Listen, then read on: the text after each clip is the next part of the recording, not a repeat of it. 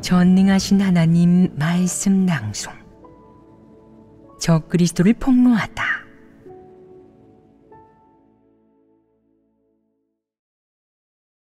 제8조. 그는 사람들이 진리와 하나님이 아닌 오직 그에게 순종하도록 한다. 1. 내가 사람과 접촉하고 사귈 때 누구와 얼마나 오래 사귀든 그는 늘 나를 통제하려고 해. 그는 우리 집의 모든 일에다 관여하고 늘 나를 정복하려고 해. 라고 생각하는 사람이 있느냐? 나는 너를 정복하지 않는다. 너를 정복해서 뭐 하겠느냐? 너는 스스로 하나님의 말씀을 읽고 천천히 사색하며 진입하면 된다. 내가 진리를 추구하는 사람이라면 성령이 내게 역사하고 하나님이 너를 축복하고 인도할 것이다. 반면 내가 진리를 추구하는 사람이 아니라면 내 말에 늘 불복하며 내 말을 듣지도 받아들이지도 않으려고 한다면 너는 결국 드러나게 되고 일을 처리할 때 늘 실수하며 하나님의 인도를 받지 못하게 될 것이다. 이는 어찌 된 일이겠느냐? 하나님께서 모든 것을 감찰하시는 것입니다. 하나님이 모든 것을 감찰하는 것일 뿐 아니라 이 일은 너희가 스스로 경험하고 체험해야 한다. 내가 한 가지 일을 말했을 때 사람들이 동의하든 말든 받아들이든 말든 성령은 지지하겠느냐 아니면 상관하지 않겠느냐? 성령은 절대 회방을 놓지 않고 틀림없이 지지할 것이다. 너희는 이 일을 기억해야 한다.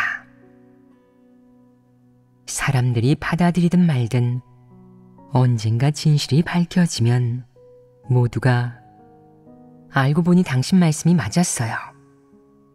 당신이 예전에 말씀하셨었는데 왜 저는 몰랐을까요? 라고 말할 것이다. 내가 그 말씀을 들을 당시 그 말씀이 상상에서 비롯되었다고 생각했든 머리에서 비롯되었다고 생각했든 아니면 지식에서 비롯되었다고 생각했든 언젠가 좀 체험하고 나면 너는 그 말씀이 진리였구나 라고 생각할 것이다. 너는 어떻게 깨닫게 되겠느냐? 체험을 통해 깨닫게 되는 것이다. 네가 그런 인식을 갖게 되는 것은 네가 머리로 분석한 것이겠느냐? 절대로 그렇지 않다. 그건 성령이 인도하고 하나님이 행사한 것이다. 이방인도 평생을 살아가며 천지 만물의 일부 법칙을 어느 정도 인식하겠지만 그가 진리를 얻을 수 있겠느냐? 얻을 수 없습니다. 그에게는 무엇이 부족하겠느냐? 성령 역사가 없습니다. 그렇다. 그들에게는 성령 역사가 없다. 바로 그것이 부족한 것이다. 네가 나를 어떻게 대하고 평가하든 네가 한 말이나 행동을 어떻게 대하든 마지막엔 어떤 결과가 있을 것이다. 하나님은 행사를 통해 내 선택과 태도가 옳은지 그른지 내 관점에 어떤 문제가 생겼는지 드러낼 것이다. 하나님은 육신의 사역을 지지한다. 그럼 하나님은 왜 다른 사람은 지지하지 않겠느냐? 하나님은 왜 적그리스도는 지지하지 않겠느냐? 그건 바로 영과 육신은 하나이고 그 근원도 같기 때문이다. 사실은 지지하는 것이 아니다. 네가 끝까지 체험해보면 그 말씀이 성육신의 입에서 나온 말씀이든 아니면 네가 성령에게서 얻은 깨우침이든 모두 일치하고 절대 충돌하지 않으며 합치된다는 것을 알게 될 것이다. 너희는 이런 확증이 있느냐? 이런 확증이 있는 사람도 있지만 그 정도까지 겪어보지 않아서 이런 확증이 없는 사람도 있다. 그건 사람의 믿음이 아직 그 정도에 이르지 못한 것인데 믿음이 아직 아주 작은 것이다. 다시 말해, 네가 일정한 정도까지 믿게 되면 이 평범한 육신이 내뱉은 평범한 한마디가 들을 당시에는 대수롭지 않게 여겼던 것인데 어느 날 갑자기 그 말씀이 내 생명이 되었다고 느낄 것이다. 어떻게 네 생명이 되었겠느냐? 너는 행동할 때 저도 모르게 그 말씀에 의지하게 되고 그 말씀이 내 삶의 지침이 된다. 내게 길이 없을 때 그 말씀은 내 신재가 되고 내게 길을 알려주는 목표가 된다. 내가 고통스러울 때 그 말씀은 네가 소극적인 상태에서 벗어나 너 자신의 문제가 무엇인지 깨닫게 한다. 이런 것들을 겪고 나면 그 말씀은 평범하지만 그 안에 무게와 생명이 담겨 있는 진리라는 것을 알게 될 것이다. 진리 추구를 중시하지 않고 진리를 사랑하지 않으면 너는 하나님과 하나님의 성육신, 하나님이 선포한 진리를 정죄할 수 있다. 만약 네가 진리를 추구하는 사람이라면 여러 일을 겪고 난 뒤 언젠가 이렇게 말할 것이다. 하나님과 어울리는 건 꽤 쉽네요. 성육신과도 꽤 어울리기 쉽고요. 그러나 저는 그분을 사람이라고 생각하고 그분과 어울려요. 라고 말하는 사람은 없을 것이다. 왜 그렇겠느냐? 네가 그의 말씀을 체험하는 것이 네가 일상생활에서 그를 만나지 못할 때 성령이 내게 하는 역사와 같다. 이 같음이 네게 무엇을 가져다 주겠느냐? 너는 이렇게 말한다. 하나님이 평범하고 일반적인 외모와 육신의 형상을 취하시어 사람은 그분의 본질을 몰라 보았어요. 사람은 폐괴의 성품을 가지고 있기 때문에 하나님 본질의 일면을 보지 못하고 그저 사람이 볼 수 있는 면만 보는 거예요. 사람은 정말이지 진리를 갖추고 있지 않네요. 이 말이 맞지 않겠느냐? 이 말이 맞다. 예를 들어 일부 사역을 할 때 만약 수많은 측면 중에 내가 할 줄 아는 게 하나도 없다면 분명 많은 이들은 관념을 가질 것이다. 그러나 어떤 측면이든 조금씩이라도 할 줄 안다면 사람들은 다들 어느 정도 마음을 놓고 조금이나마 위로를 받는 것이다. 그래, 하나님 같으셔. 하나님 같으시다고 할 수밖에 없겠어. 성육신 하나님 같으셔. 그리스도 같으시다고. 아마 그리스도가 맞으실 거야. 사람은 그저 이렇게 정의 내릴 뿐이다.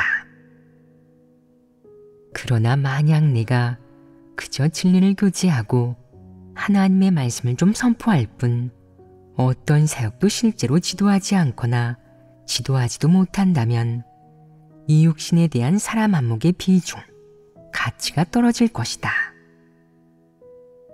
사람은 육신은 마땅히 일정한 능력과 재능을 갖춰야 한다고 생각한다.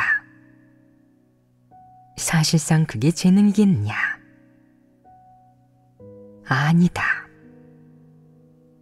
하나님은 다양한 재능과 은사, 여러 능력을 사람에게 부여할 수 있는데 그렇다면 하나님 자신도 그런 것들을 갖추고 있지 않겠느냐? 당연히 많이 갖추고 있다. 그래서 어떤 사람들이 이런 수수께끼를 풀지 못하고 노래도 못 부르시는 당신이 어떻게 우리에게 노래를 지도하신다는 거죠? 그건 문외한이 전문가를 지도하시는 거 아닌가요?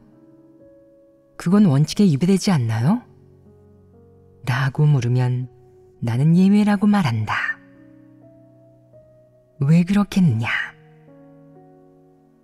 너희가 잘하지 못하면 나는 도와주어야 하겠지만 너희가 잘할 수 있다면 나는 아예 손을 떼고 신경 쓰지 않고 싶다. 나도 피곤하다. 너희가 잘할 수 있다면 내가 굳이 도와줄 필요가 있겠느냐. 난 과시하는 것도 큰 소리 치는 것도 아니다. 업무든 진리 원칙이든 난 너희에게 가르쳐주고 싶다.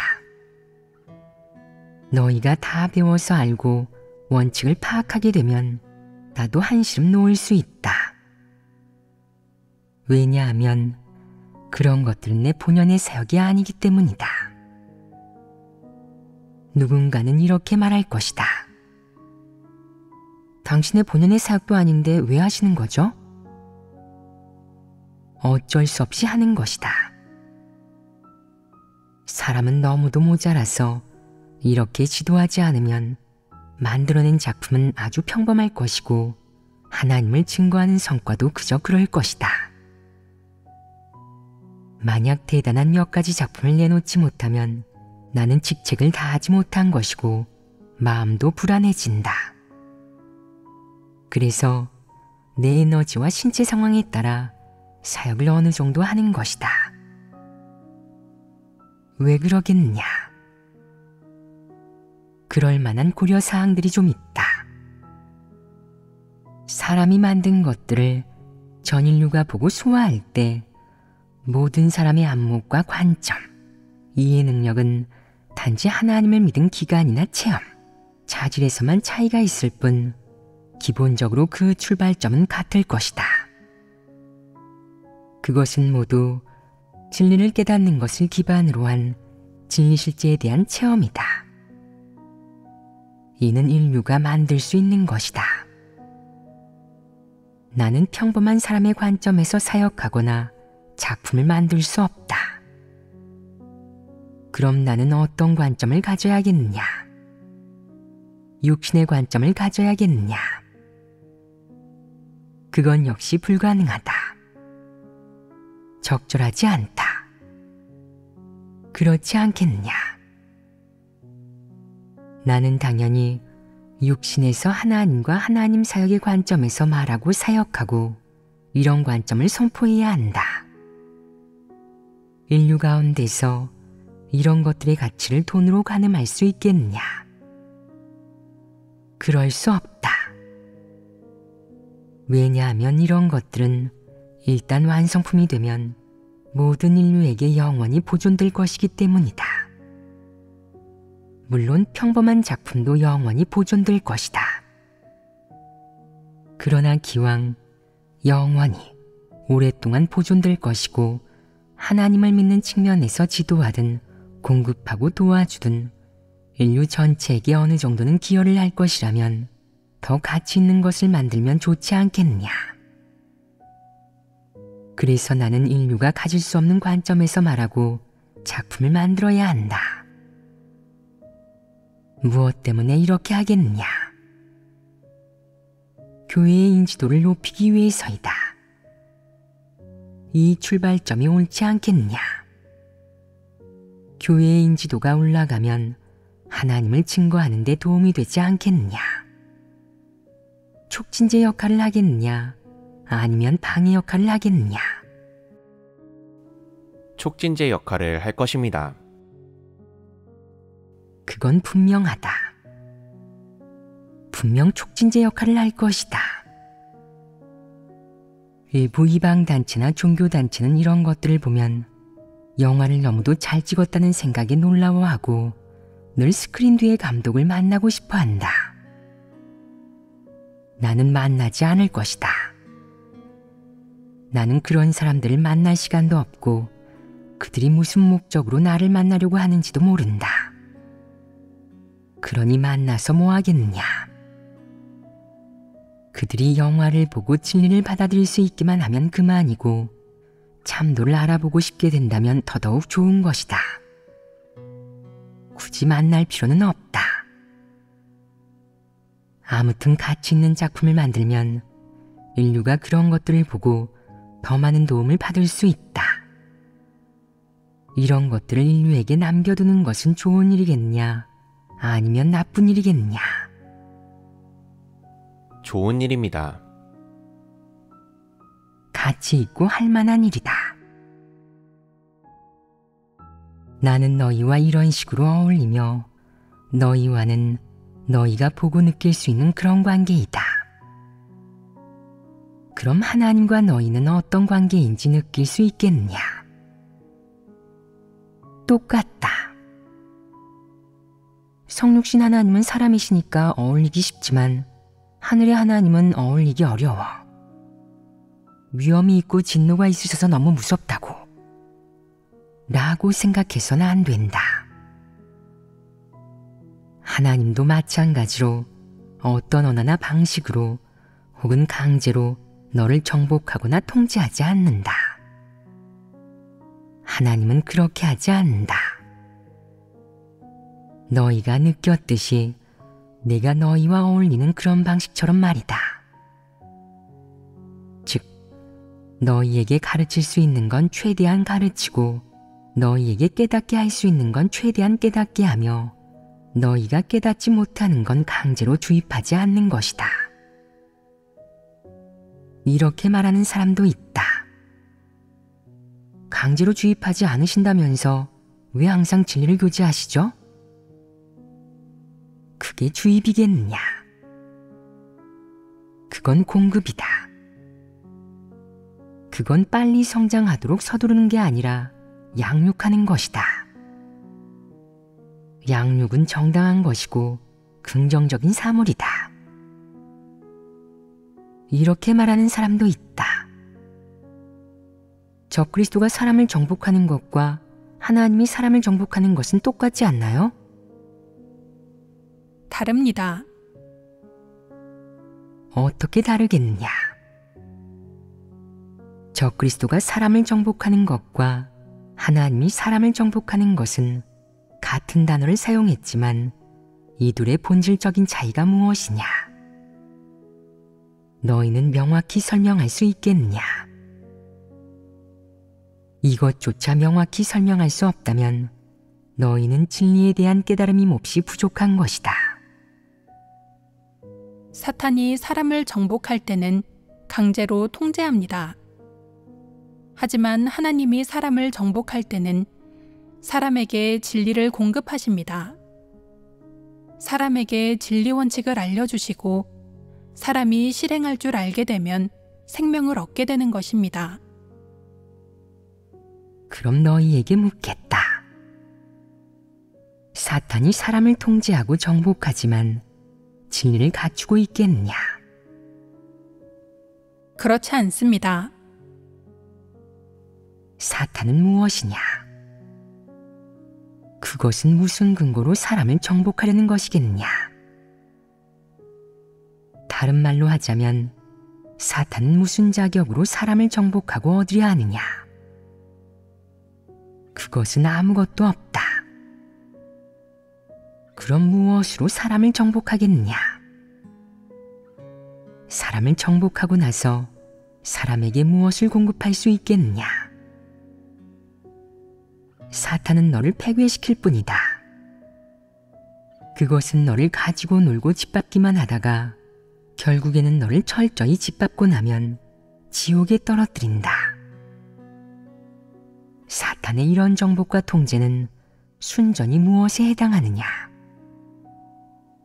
해를 입히는 것이다. 사탄이 너를 통제하고 정복하는 목적은 네가 하나님이나 진리에 순종하지 못하게 하고 그것에게 순종하게 만드는 것이다.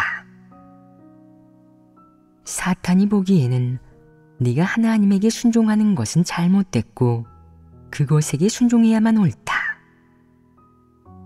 네가 사탄에게 순종하고 그것에게 통제되거나 정복된다면 너는 완전히 하나님을 떠나고 져버릴 것이다.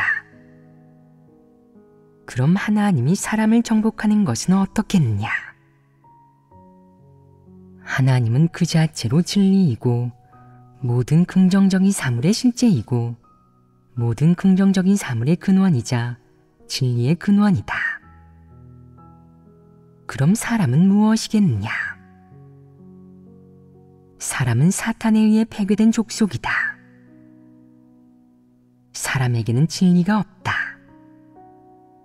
따라서 하나님은 진리를 선포하고 사람의 패괴의 성품을 폭로함으로써 사람을 심판하고 형벌하며 사람에게 시련과 연단을 주어 사람이 하나님의 말씀을 깨닫고 하나님을 창조주로 자신을 하나님의 피조물로 인정하게 해야 한다. 그리고 하나님 앞에 나아와 엎드리고 하나님의 주제와 안배를 받아들이게 해야 한다. 이는 모두 진리에 부합하지 않겠느냐? 그럼 이 정복은 무엇이겠느냐?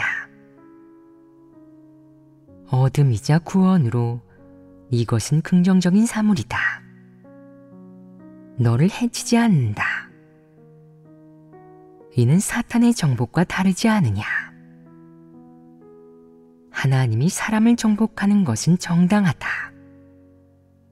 하나님은 진리이자 모든 긍정적 사물의 근원이다. 그러니 하나님이 인류를 정복한다는 말은 너무나 적절한 표현이다. 인류는 진리를 갖추고 있지 않고 사탄에게 심하게 패괴되어 사탄의 족속이 되었다.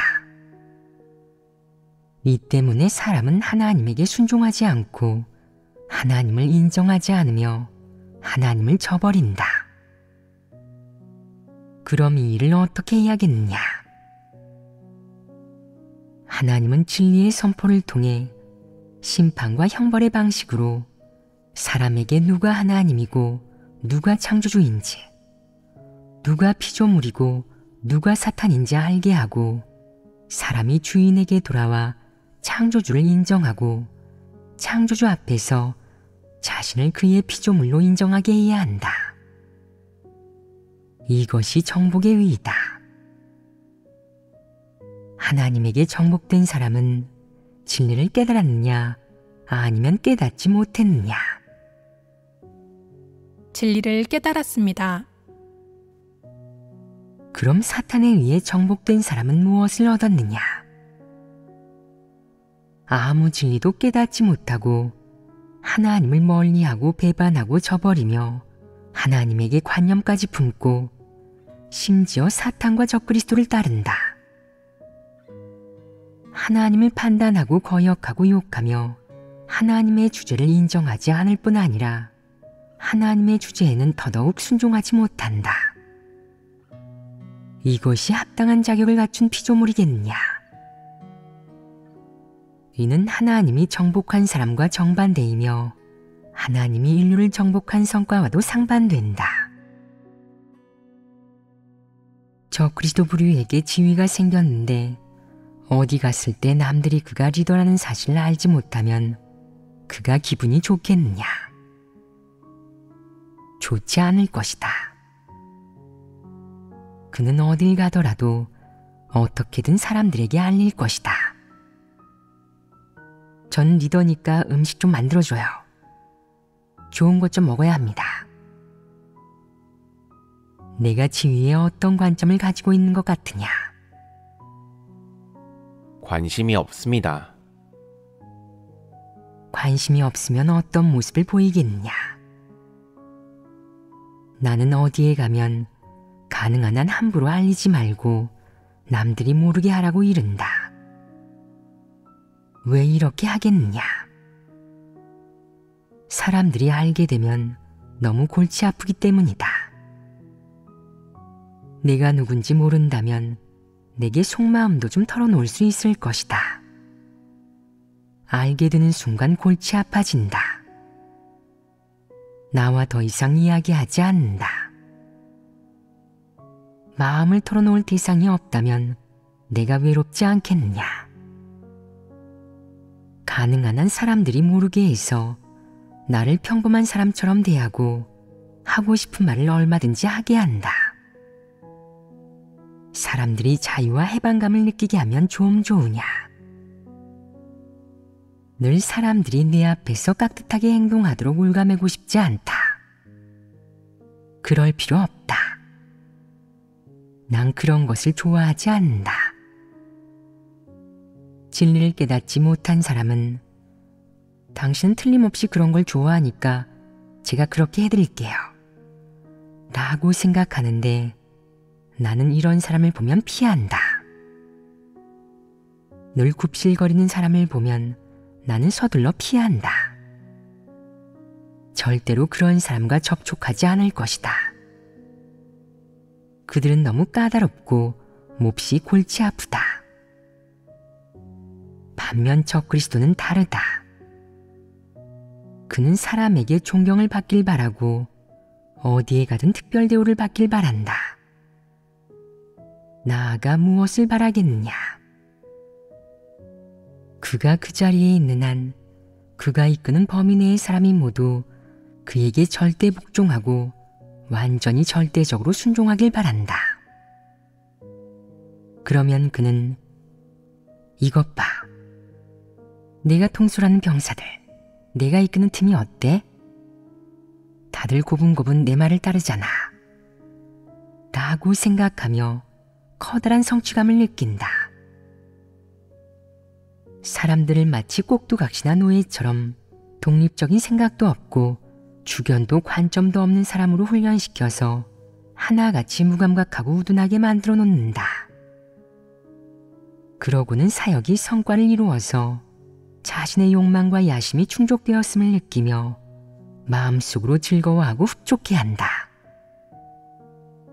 그렇지 않으면 그는 마음속으로 괴로워하며 이렇게 생각한다. 사람들이 왜 내 말을 안 따르지?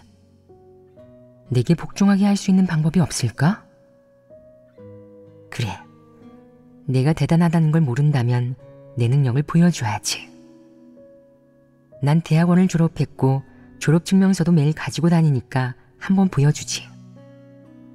영어는 8급이고 학생회장도 했었다고. 다들 나를 잘 모르니까 내가 보여주는 수밖에. 사역을 의논할 때마다 그는 말한다. 다들 어떤 의견이든 얘기해보세요. 제 눈치 보지 말고 편하게 자기 관점을 밝히면 돼요. 이 말을 듣고 사람들은 저마다 한마디씩 말을 하기 시작한다. 사람들 얘기가 끝나면 대학원을 졸업한 뛰어난 사람이 나서서 말한다. 당신들 관점은 안 되겠어요. 너무 평범해요. 모두 일반 사람의 관점이라고요.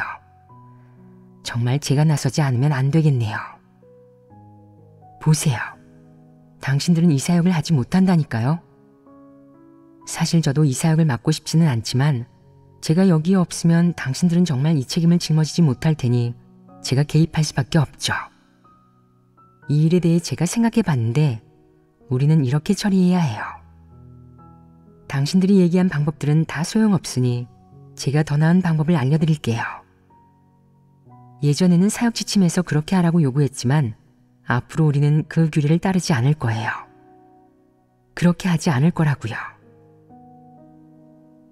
일부 사람들이 사역 지침대로 하지 않으면 하나님 집의 손실이 너무 클 거예요. 라고 하면 그는 그렇게 많이 고려하지 않아도 돼요.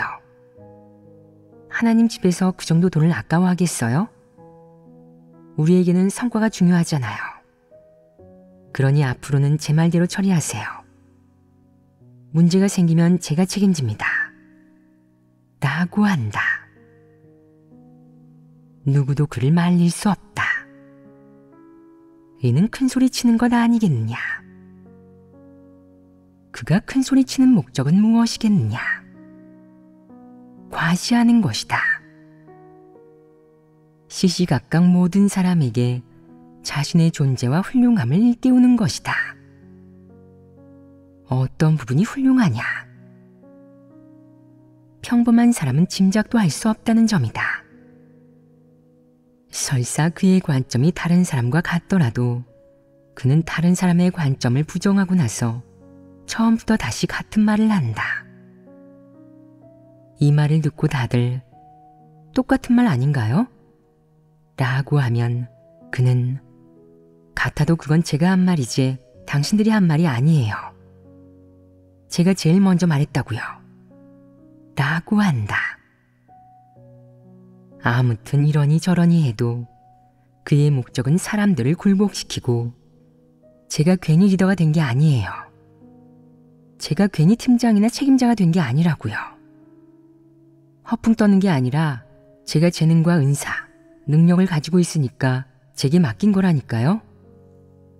라는 것을 알게 하는 것이다. 일이 발생했는데 그가 자리에 없을 때는 사람들끼리 결정을 내려서는 안 되고 그가 자리에 있을 때는 그가 결정을 내려야 한다. 다들 그의 눈치를 봐야 한다. 그가 결정을 내리면 다들 안도의 한숨을 내쉬고 그가 결정을 내리지 않으면 다들 가슴을 졸인다. 그에게 결정을 내리도록 하지 않으면 이 일은 끝나지 않는다. 그가 그렇게 행동하는 데는 목적이 있지 않겠냐. 가끔은 그도 생각한다. 내가 이렇게 하는 게 맞나? 이렇게 하지 말자. 너무 창피하잖아. 이건 적그리스도의 행동 방식 아닌가? 그럼 안 되지. 내 체면이 얼마나 중요한데 적그리스도라니. 상부에서 정죄하지 않았으면 적그리스도가 아니야. 그는 계속 그렇게 행동한다. 가끔은 사역 지침과 진리 원칙에 위배된다는 것을 잘 알면서도 자신의 체면과 지위를 고려하고 자신의 속셈을 품은 채 계속 그렇게 행동한다. 결과도 고려하지 않고 하나님을 경외하는 마음은 더더욱 없다. 이는 성품의 문제가 아니겠냐. 이런 성품에 지배된 나머지 그는 어떻게 행동하느냐. 자기만 잘났다고 뽐내고 제멋대로 못되게 군다.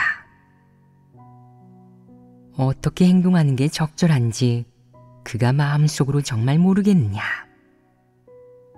그렇게 행동하는 게 원칙에 위배된다는 걸 그가 정말 모르겠냐. 그렇게 하는 게 사람을 미혹하고 통제하는 것이고 악을 행하는 것임을 그가 정말 모르겠냐. 그는 알고 있고 이해한다.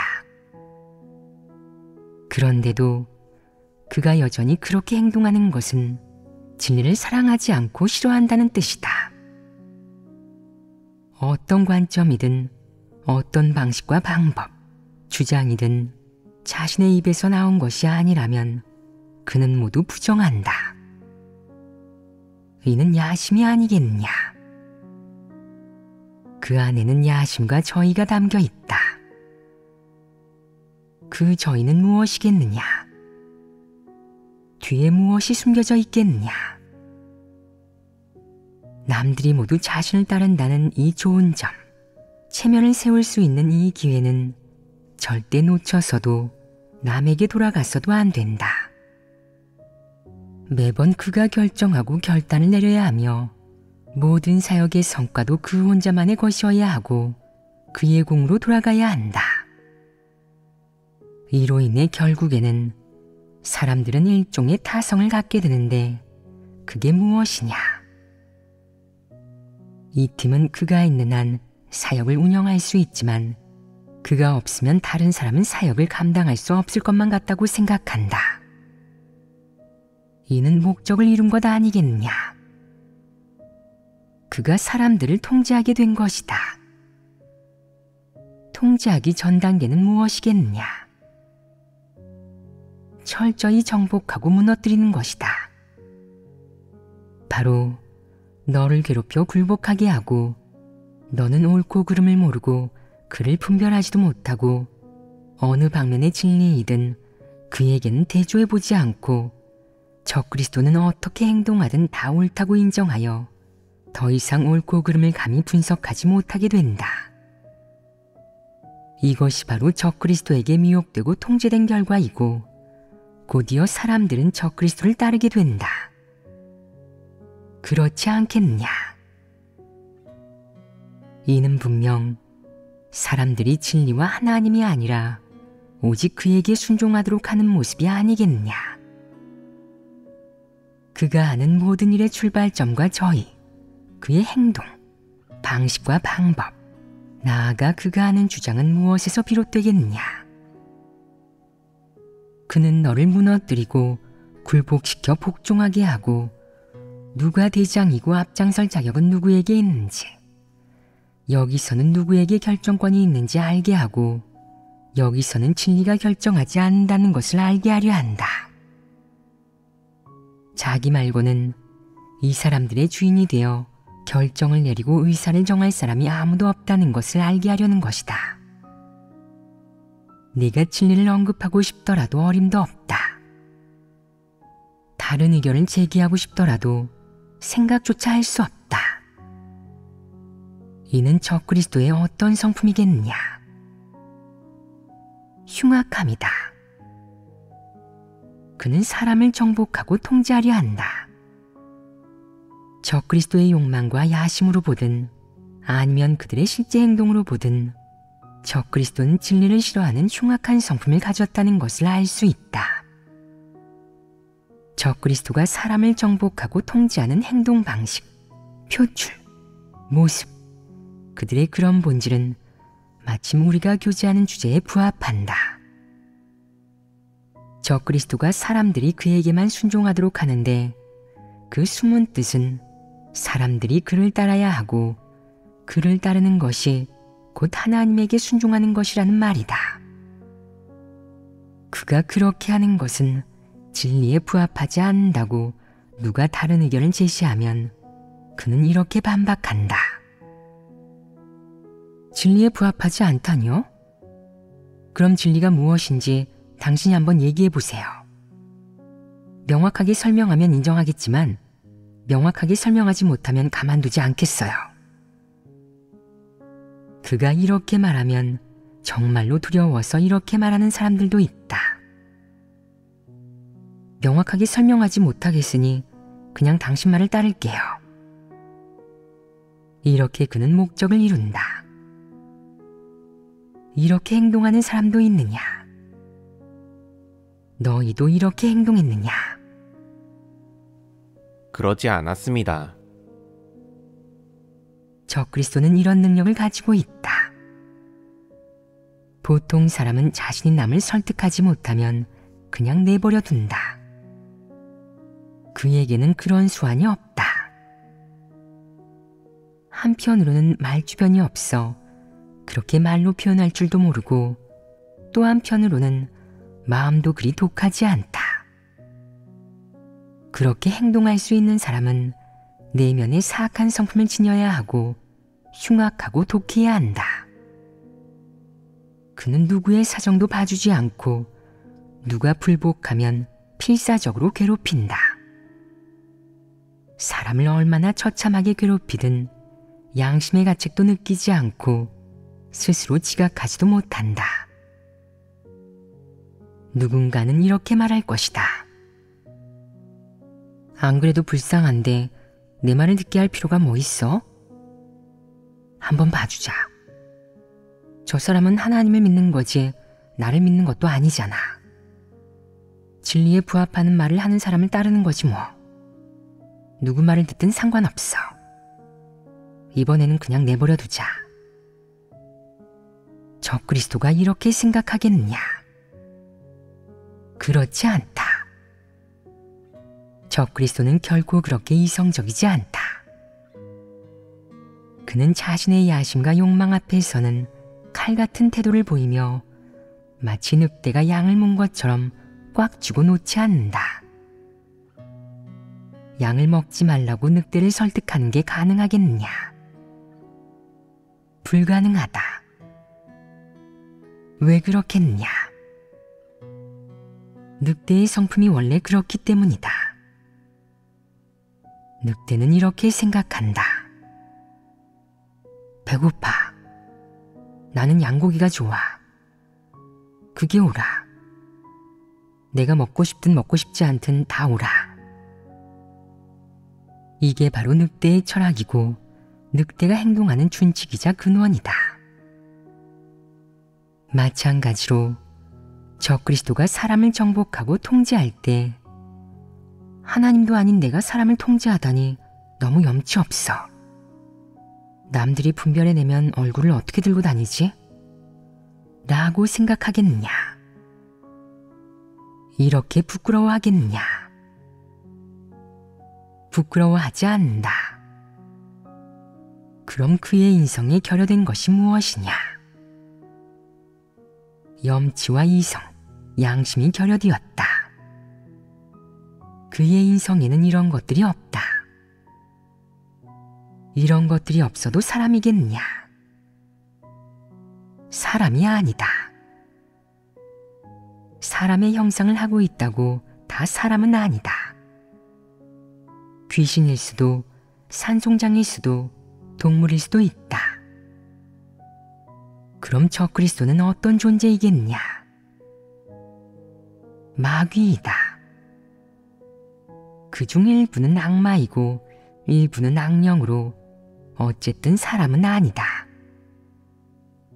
저 그리스도는 정상인성의 이성과 양심, 염치를 갖추고 있지 않기 때문에 사람 혹은 사람의 마음을 두고 하나님과 다툴 수 있다. 이를 보면 그의 본성 본질이 사악하다는 것을 알 수 있다.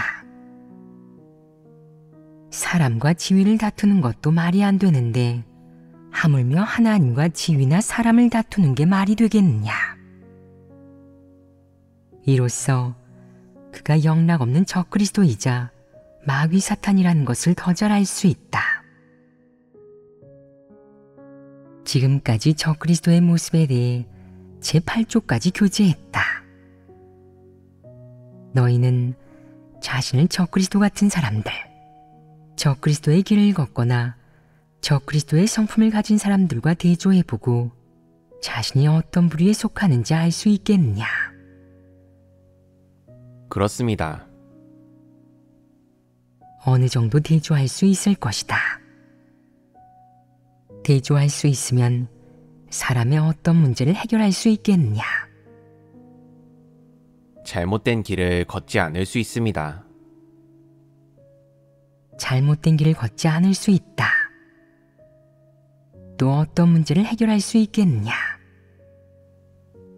주위의 사람과 일, 사물을 분별할 수 있습니다. 주위의 일부 사람들을 분별할 수 있다. 다른 사람을 분별하는 것이 한 측면이다. 주로 자신을 분별할 줄 알아야 하는데 자신 내면의 적그리스도 성품과 걷는 길을 분별할 줄 알아야 한다. 이는 본분을 이행하면서 치우친 길이나 적그리스도의 길을 걷지 않는 데 도움이 된다. 사람이 적그리스도의 길에 들어서면 돌이키는 게 쉽겠느냐? 쉽지 않다. 일단 그 길에 들어서면 다시 돌이키기 쉽지 않다. 왜 그런지 아느냐? 성령이 역사하지 않기 때문입니다. 그게 주된 이유이다. 잘못된 길에 들어서는 것은 몹시 위험하다. 네가 진리를 구하거나 하나님의 구원을 받아들이고자 구하는 것이 아니라 하나님과 맞서 싸우고 하나님 선민을 놓고 하나님과 다투며 하나님에게 끝까지 반항하는 것을 선택했기 때문이다. 이런 길에 들어서면 골치 아프다. 너는 하나님과 대립하는 것이다. 즉, 주관적인 의지가 이미 하나님과 대립하고 네 사상 관점과 주견, 선택이 모두 하나님을 적대한다. 이 길에 들어서기 전에 네가 하나님과 대립하거나 하나님을 적대하는 객관적인 모습, 성품, 본질을 어느 정도 가지고 있긴 했지만 하나님을 적대하는 길이나 적그리스도의 길을 걷지 않기 위해 마음속으로는 조심하면 구원받을 기회가 있다. 네가 일단 적그리스도의 길이나 하나님을 적대하는 길에 들어서면 몹시 위험해진다. 얼마나 위험하겠느냐? 돌이키기가 쉽지 않다. 방금 어떤 사람들이 성령이 역사하지 않는다고 했는데 이는 너무도 명확하다. 성령이 어떻게 그런 사람에게 역사할 수 있겠느냐? 그런 길에 들어서고 그런 선택을 하는 순간 넌 위험해진다. 마음속으로 알면서도 그렇게 하고 그 길을 걷고 그렇게 선택한다면 늘 자신의 원칙이나 과거의 오래된 방식대로 행동하며 뉘우치거나 회개하지 않고 돌아서지도 않는다면 그것은 네 선택을 상징하는 것이다. 즉, 너는 그런 길을 걸으며 계속 하나님을 적대하겠다고 결심한 것이다. 너는 알지 못한 게 아니라 알면서도 일부러 죄를 범하는 것이다. 이는 바울과 유사하다. 바울은 이렇게 말했다. 주여, 당신은 누구십니까? 왜 저를 치시려는 겁니까? 그는 예수가 주님이자 그리스도라는 사실을 분명히 알면서도 끝까지 반항했다. 이게 바로 알면서도 일부러 죄를 범하는 것이다. 바울은 주님을 증거하지도 높이지도 않고 이렇게 생각했다. 당신은 그냥 평범한 사람일 뿐이잖아? 당신이 나를 치는 건 그럴 만한 권력을 가졌기 때문이잖아? 당신이 그런 권력을 가지고 있다고 해도 난 여전히 하늘의 하나님을 믿어. 성육신한 당신은 하나님이 아니고 하나님과 상관없어. 당신은 하나님의 아들이고 우리와 평등해. 그는 이런 관점을 가지고 있지 않았겠느냐? 바울은 무엇을 기반으로 이런 관점을 가졌겠느냐? 그는 예수가 성육신한 그리스도라는 사실을 알고 나서도 계속 그런 관점을 고수했다. 이는 심각한 문제이며 이로써 그의 결말이 정해졌다. 계속 그런 관점을 고수했는데 그럼 그가 걷는 길이 바뀔 수 있었겠느냐? 사람이 걷는 길은 사람의 관점에 달려 있는데 사람은 가지고 있는 관점에 맞는 길을 걷게 된다. 반대로 걷는 길에 따라 그에 맞는 관점이 생기고 그에 맞는 관점을 품게 되고 그에 맞는 관점에 좌우되거나 조종된다. 네가 하나님을 적대하는 길에 들어서는 순간 그런 관점이 내 내면에 생겨 뿌리내린다. 그러면 한 가지 분명한 것은 바로 네가 기어코 끝까지 하나님에게 반항하고 자신의 잘못된 관점이나 인식, 태도를 고수하며 끝까지 하나님에게 맞설 것이라는 점이다. 조금도 돌아서지 않을 것인데 누가 말려도 성령이 깨우쳐주고 형제자매가 타일러도 심지어 하나님이 비피춤을 주어도 소용없을 것이다. 조금의 여지도 없을 것이다. 이게 바로 네 선택이다. 한 번, 두 번, 세 번, 기회를 3번이나 주었는데도 회개하지 않는다면 너는 앞으로 더 이상 기회가 없다. 네가 얼마나 사역하고 대가를 치르든 하나님은 감동받지 않는다. 하나님은 이미 결정을 내렸다. 하나님은 무슨 결정을 내렸겠느냐? 너를 봉사하게 하고 이용한 다음 형벌과 징벌을 받게 어떤 곳에 두기로 결정을 내렸다. 하나님은 왜 이런 결정을 내렸겠느냐? 사람의 순간적인 생각 때문이겠느냐? 사람의 순간적인 의견 때문이겠느냐? 사람이 순간적으로 잘못된 길을 걸었기 때문이겠느냐? 그렇지 않다. 하나님은 네 마음속에 존재하는 관점, 네가 오랫동안 진리를 대해온 태도, 네가 가기로 결정한 길을 근거로 결정을 내렸다. 네가 그렇게 하기로 결정하면 누가 말해도 소용없다. 너 스스로 그 이론을 기반으로 앞으로의 길을 걸어가겠다고 결정했으니 하나님이 네 결말을 규정하지 않을 수 있겠느냐? 일찍이 결정됐기 때문에 마지막까지 기다릴 필요도 없다. 어떤 사람들에 대해서는 늘 모습을 근거로 하는데 마지막에 길끝까지 걸어갔을 때 그의 여러 모습에 따라 최종적으로 결말이 정해진다. 어떤 사람들은 악행보다 선행을 많이 했고 부정적이거나 악을 행하는 태도보다 올바르고 긍정적인 태도로 하나님을 대한 적이 많은데 하나님은 이에 더해 그들의 여러 행위와 모습을 종합해서 평가한 뒤 마지막에 결말을 정한다. 하지만 걷는 길을 보고 바로 결말이 정해지는 사람들도 있다. 그럼 하나님은 사람의 결말을 규정하기 전에 기회를 주겠느냐? 기회를 준다. 기회는 몇 번이겠느냐? 구체적인 수가 정해져 있지 않고 사람의 본성 본질이나 추구하는 바에 달려 있다. 어떤 사람에게는 기회를 3번 주기도 한다.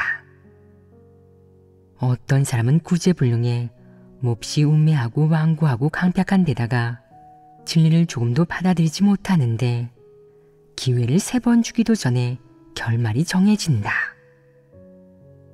그러나 어떤 사람에게는 그의 내적 상태에 따라 일부 환경을 마련해 준 다음 다시 그의 나이나 그가 겪은 일에 따라 어쩌면 기회를 5번 줄 수도 있다.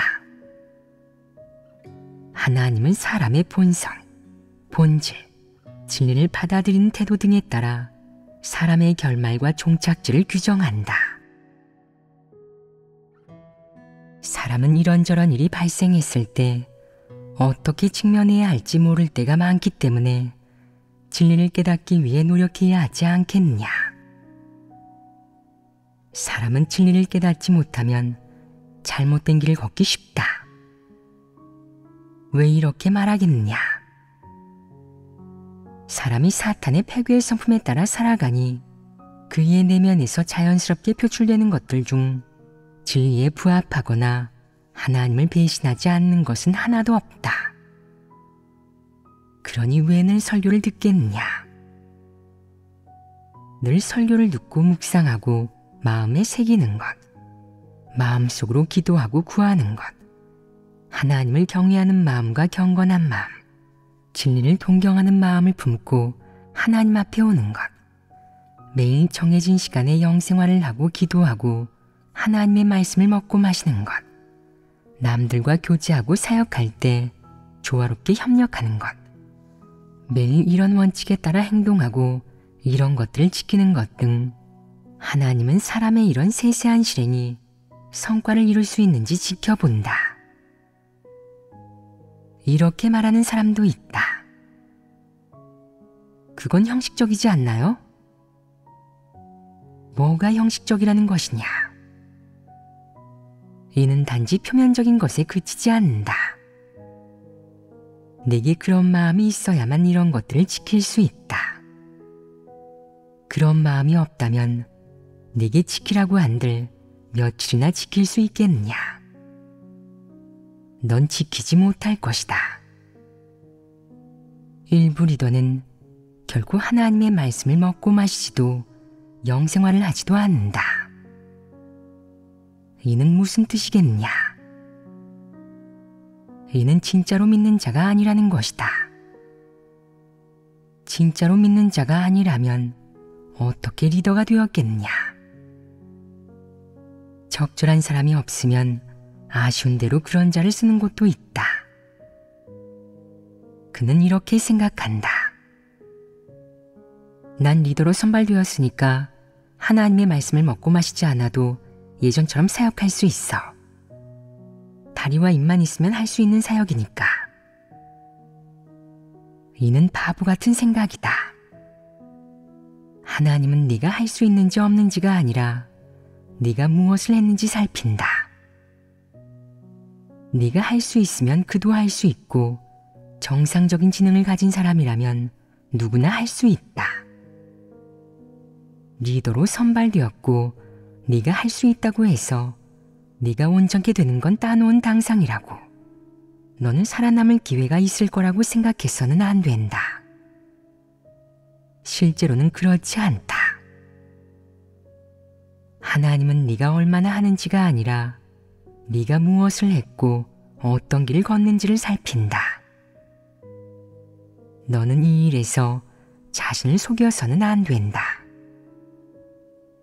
네가 그렇게 많은 사람을 두고 나를 뽑은 걸 보면 내가 그래도 남들보다 뛰어나고 자질도 더 갖춘 데다가 더 훌륭한가 봐 라고 생각한다고 하자.